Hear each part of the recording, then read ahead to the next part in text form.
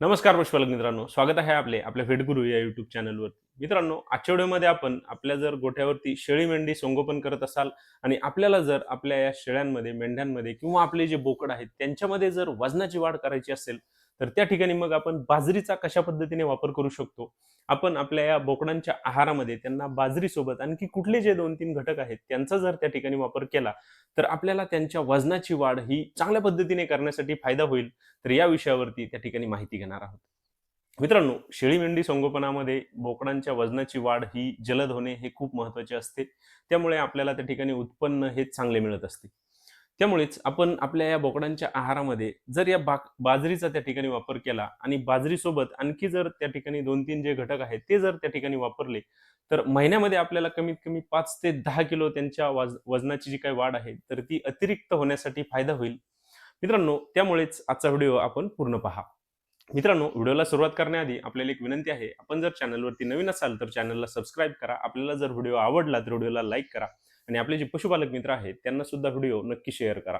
मित्रांनो, आजच्या व्हिडिओमध्ये आपण ज्या काही उपाययोजना सांगणार आहोत त्यांचा वापर ज्यावेळेस आपण आपल्या या पशूंच्या आहारामध्ये करू किंवा आपल्या बोकडांना त्या ठिकाणी करू, तर त्या ठिकाणी आपल्या बोकडांमध्ये त्यांच्या वजनाची वाढ करण्यासाठी आपल्याला फायदा होईल, त्यांची उंची वाढवण्यासाठी आपल्याला फायदा होईल, त्यांच्या शरीरावरती एक चांगली चमक आणण्यासाठी आपल्याला फायदा होईल, त्यांना एकदम मोठा आणि तगडा करण्यासाठी त्या ठिकाणी आपल्याला चांगला फायदा या उपाययोजनांमुळे त्या ठिकाणी पाहायला मिळेल.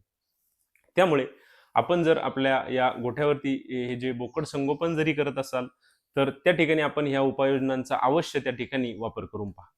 मित्रांनो, यामध्ये पहिली जी काही उपाययोजना करायची आहे तर ती म्हणजे आपण आपल्या ज्या बोकडांमध्ये त्यांचे आपल्याला वजन वाढवायचे आहे, तर त्यांचे प्रथमतः जंत निर्मूलन त्या ठिकाणी करून घ्यायचे आहे.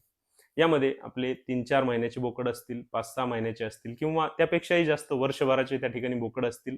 सर्वात पहिले त्यांचे त्या ठिकाणी जंत निर्मूलन करून घेणे हे खूप गरजेचे आहे, की या जंत निर्मूलनामुळे आपण त्यांना हे जे औषधं असतील किंवा हे जे बाजरीसोबत आणखी जे काही 2-3 घटक देणार आहोत, तर त्यांचे पचन चांगले होईल. त्यामुळे त्यांची वाढ लवकरात लवकर करण्यासाठी आपल्याला त्या ठिकाणी चांगला फायदा हा पाहायला मिळेल. त्यामुळे सर्वात पहिले त्यांचे जंत निर्मूलन करून घ्या. तेही चांगल्या कंपनीच्या औषधाने करा, चांगल्या ब्रँडने त्या ठिकाणी त्यांचे जंत निर्मूलन करून घ्या. सोबतच त्यांचा जो काही वजनाचा परफेक्ट डोस आहे, तर तोही त्या ठिकाणी योग्य द्या. त्यामुळे आपल्याला त्या ठिकाणी चांगले फायदे हे पाहायला मिळतील.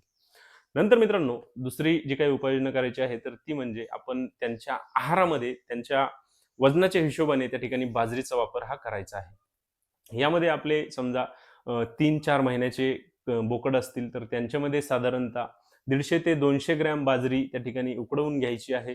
तसेच आपल्या बोकडांचे वजन किंवा वय हे जर 5-6 महिन्याचे असेल, तर त्या ठिकाणी आपण 200 ते 250 ग्रॅम बाजरी त्या ठिकाणी उकडवून घ्यायची आहे आणि आपल्या जर बोकडांचे वजन त्या ठिकाणी जवळपास 30, 35, 40 किलो किंवा 1 वर्षाच्या आसपासचे आपले बोकड असतील, तर त्या ठिकाणी आपण जवळपास 300-350 ग्रॅम बाजरी त्या ठिकाणी दररोज उकडवून घेऊन आपल्या बोकडांना त्या ठिकाणी खाऊ घालू शकतो.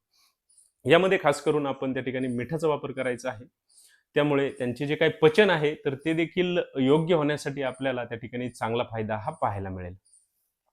तसेच मित्रांनो, आपण या बाजरी जर उकडवून घेतली, तर तिचे जे काय आहेत, तर ते लाडू सुद्धा करू शकतो आणि त्यामध्ये आपण त्या ठिकाणी खाण्याचा जो काही सोडा येतो, तर त्याचा सुद्धा त्या ठिकाणी वापर करू शकतो. या खाण्याच्या सोड्यामुळे आपल्या पशूंमध्ये त्यांचे पचन सुधारण्यासाठी आपल्याला फायदा होईल.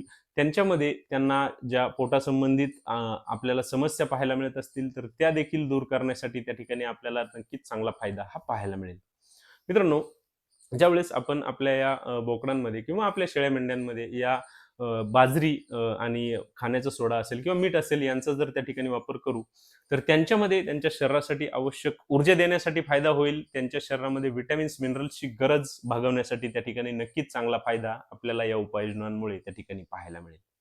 मित्रांनो, त्यासोबत तिसरी जी काही उपाययोजना करायची आहे, तर ती म्हणजे आपण आपल्या या पशूंच्या आहारामध्ये त्यांना लिव्हर टॉनिक जे येते, तर त्याचा त्या ठिकाणी वापर करायचा आहे.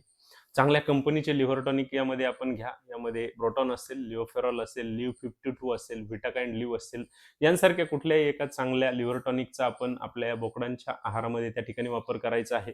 त्याचाही डोस जो काही असेल तर तो त्यांच्या वजनाच्या हिशोबाने त्या ठिकाणी द्यायचा आहे.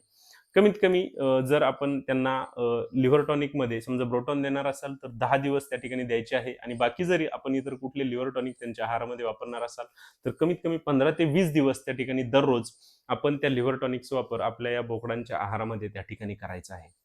मित्रांनो, या लिव्हर टॉनिकमुळे त्यांचे पचन चांगले ठेवण्यासाठी फायदा होईल, त्यांची भूक वाढवण्यासाठी फायदा होईल, त्यांच्यामध्ये त्यांना ज्या व्हिटॅमिन्सची, मिनरल्सची गरज आहे तर ती देण्यासाठी फायदा होईल.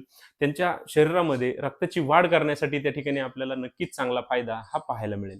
त्यामुळे तिसरी जी काही महत्त्वाची उपाययोजना आहे तर ती म्हणजे त्यांच्यामध्ये आपण या लिव्हर टॉनिकचा सुद्धा त्यांच्या आहारामध्ये वापर करा. त्यामुळे आपल्याला अतिशय सुंदर रिझल्ट त्या ठिकाणी पाहायला मिळेल. मित्रांनो, यामधील पुढची जी काही उपाययोजना करायची आहे तर ती म्हणजे आपण आपल्या या बोकडांच्या आहारामध्ये ज्यावेळेस त्यांना बाजरी असेल, मीठ असेल किंवा खाता सोडा असेल किंवा त्यासोबत लिव्हर टॉनिक असेल, तर यांच्यासोबत आणखी एक जे काही औषध वापरायचे आहे तर ते म्हणजे आपण त्यांच्या आहारामध्ये त्यांना व्हिटॅमिन्सचे टॉनिक त्या ठिकाणी वापरायचे आहे.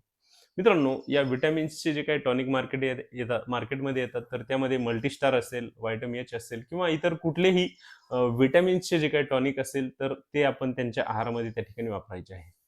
मित्रांनो, आपल्या पशूंच्या आहारामध्ये ज्यावेळेस आपण या व्हिटॅमिन टॉनिकचा त्या ठिकाणी वापर करू, तर त्या ठिकाणी आपल्या पशूंची चयापचय क्रिया सुरळीत ठेवण्यासाठी आपल्याला फायदा पाहायला मिळतो.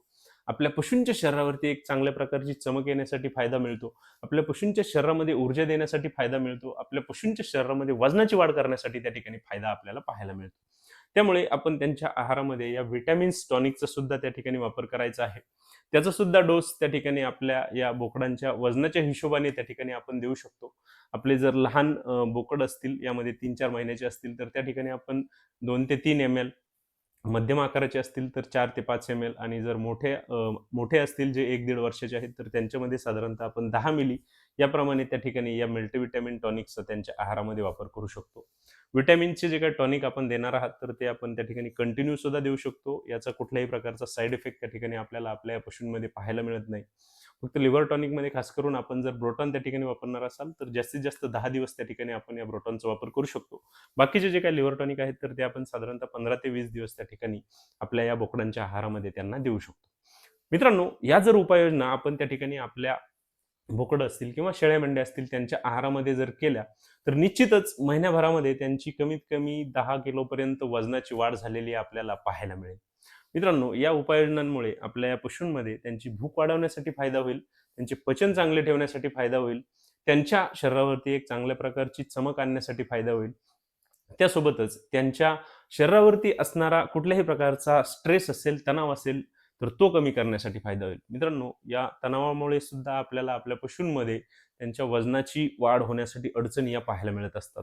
त्यामुळे आपण आपल्या पशूंना जास्तीत जास्त फ्रेश कसे ठेवू, तर ते देखील खूप महत्त्वाचे असते. त्यामुळे त्यांचे जे काही खाण्याचे प्रमाण आहे, तर ते सुद्धा वाढते. त्यांचे पचन चांगले ठेवण्यासाठी आपल्याला मदतही पाहायला मिळत असते. त्यासोबतच मित्रांनो, आपण या उपाययोजनांचा वापर आपल्या शेळ्या असतील, मेंढ्या असतील, तर त्यांच्यामध्ये सुद्धा करू शकतो. त्यांच्यामध्ये सुद्धा त्यांच्या वजनाची वाढ आपल्याला चांगल्या पद्धतीने करायची असेल, तर त्या ठिकाणी सुद्धा आपल्याला चांगला फायदा हा पाहायला मिळतो. खास करून आपल्या लहान पाठी वगैरे असतील, तर त्यांच्यामध्ये जर आपल्याला लवकरात लवकर त्यांना तयार करायचे असतील, तर त्या ठिकाणी सुद्धा आपल्याला या उपाययोजनांमुळे त्या ठिकाणी फायदा हा पाहायला मिळू शकतो.